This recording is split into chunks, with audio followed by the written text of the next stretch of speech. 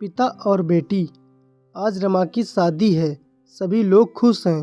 शादी की तैयारियां चल रही हैं। शाम होते ही बारात आ गई। सभी लोग बारात के स्वागत में लगे हुए हैं।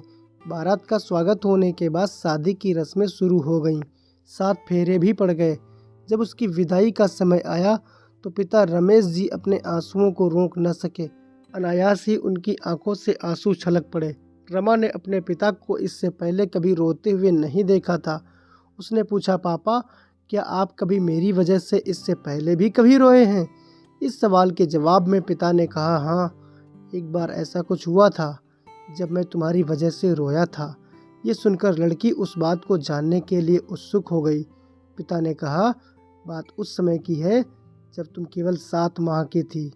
एक दिन मैंने तुम्हारे सामने 3 चीज़ें रखी, एक पेन, एक सिक्का और एक खिलौना। मैं ये जानना चाहता था कि तुम उन चीज़ों में से क्या उठाओगी।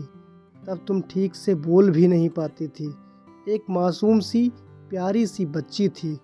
उसमें पेन बुद्धिमानी का प्रतीक था, सिक्का धन का और खिलौना मनोरंजन का प्रतीक था।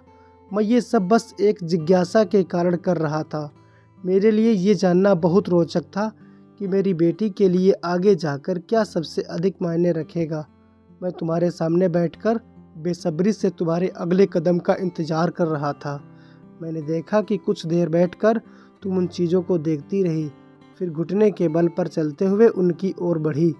जब मैंने तुम्हें आगे बढ़ते हुए देखा तो मेरी धड़कनें मानो रुक सी गईं, लेकिन अगले ही पल तुमने उन सभी चीज़ों को अपने एक हाथ से एक तरफ हटा दिया और आगे बढ़ने लगी।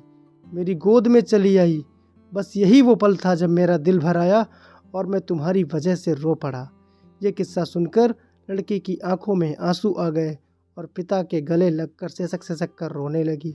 एक पिता के लिए उसकी बेटी और उसकी बेटी के लिए उसके पिता ही पूरी दुनिया होते हैं। दोस्तों, कहानी पसंद आई तो लाइक करके चैनल को सब्सक्राइब करें, जिससे नई कहानी आप तक सबसे पहले पहुँचे। मिलते हैं अगले वीडियो में, तब तक के लिए जय हिंद।